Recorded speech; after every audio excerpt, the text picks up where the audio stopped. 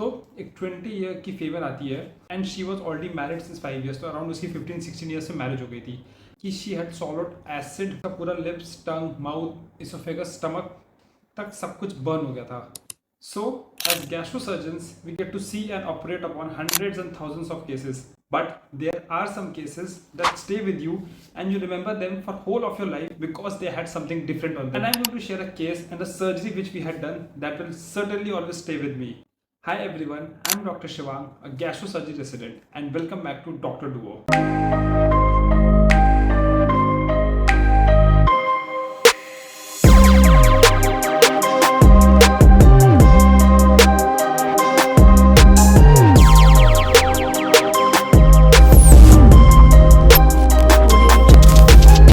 It was like any other OPD in my college and normally हमारे college में around 100 to 150 की OPD रहती है गैस्ट्रो सर्जरी में. एंड हम लोग अपना नॉर्मली अराउंड 1 बज रहा था. We close our OPD by around 3 PM. तो एक 20 ईयर की फीमेल आती है and the thing was she couldn't speak anything and she was already married since 5 years, तो अराउंड उसकी 15-16 ईयर्स से मैरिज हो गई थी. एंड उसके हस्बैंड ने हमको ये बताया कि she had solved acid by mistake. Yes, you heard it right, acid. And whatever the story was, he said कि she mistook that bathroom cleaner for water and drank it whole. We were initially suspicious, but बात करते करते या nature से पता चल जाता है कौन कितना सच बोल रहा है. एंड हम लोग को उसकी स्टोरी काफ़ी सच ही लग रही थी.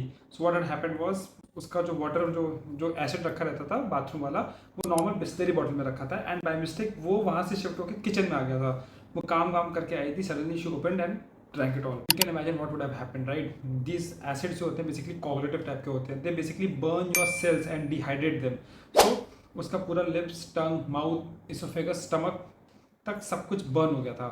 So just a tip for you all, if you experience or see any of cases like this जहाँ पे किसी ने corrosive intake किया है, be it acid base or anything, don't try to give him water immediately और don't try to neutralize it. People क्या कहते हैं कि एसिड दिया चलो बेस हो जाए न्यूट्रलाइज हो जाएगा. No, that is a very exothermic process and उल्टा वो हेल्प करने के बदले उल्टा और डैमेज कर जाएगा.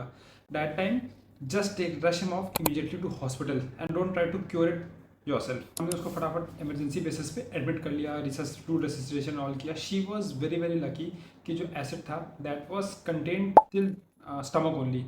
बिकॉज जब आप मैसिव अमाउंट ऑफ एसिड लेते हो तो इट इज़ पॉसिबल कि आपका स्टमक से डुड्रेमन परफोरेशन करके पूरे एब्डोमेन में फैल जाए. Because if that would have happened, it would have been a life threatening condition. So हमने उसको इमीडिएटली पहले कंजर्वेटिव मैनेजमेंट में रखा एंड सिंस उसका पूरा esophagus and all everything was burn, she couldn't have anything orally. तो हमने उसको इमरजेंसी में सर्जरी लेकर FJ, you know what is FJ? It is called as feeding jejunostomy. Like since that patient can not eat और drink anything for long term, तो उसको nutrition पूरी करने के लिए हम सर्जिकली क्या करते हैं, जो जोजनम होता है ना, और आई वुड से इंटेस्टाइन के एक पार्ट के अंदर ट्यूब डाल देते हैं जो कि आपके स्टमक से बाहर आ जाती है. सो जो भी फीड देना हो, वाटर, एल्कलाइड्स, जूस एंड ऑल, वो आप डायरेक्टली ट्यूब से फीड कर सकते हो. बाय दैट वे आप एक न्यूट्रिशन मेंटेन किए हुए हो.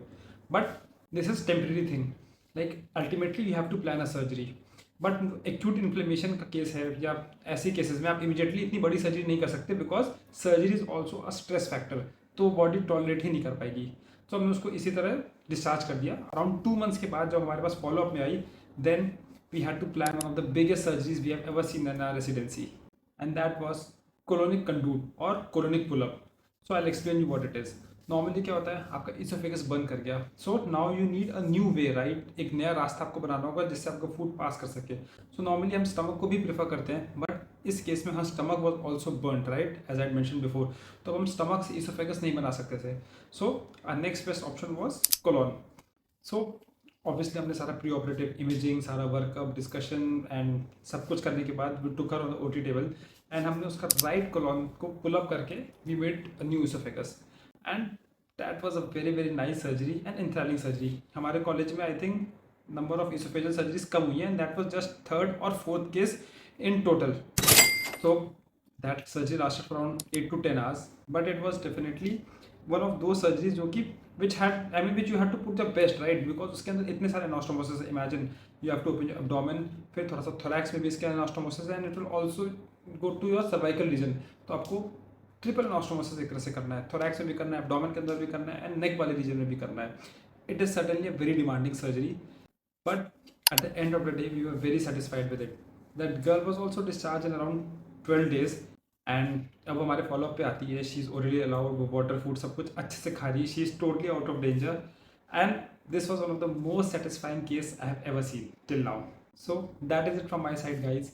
एंड ट्रस्ट मी, जब ऐसे केसेस ऑपरेट करते हो एंड वो पेशेंट डिस्चार्ज होकर फॉलोअप पे आता है, like you get immense happiness and nothing can give you happiness जितनी उससे मिलती है. एंड ऐसे पेशेंट्स का नाम, एज, सब कुछ आपको हमेशा लाइफ लॉन्ग याद रहता है. So I will be closing this case right now.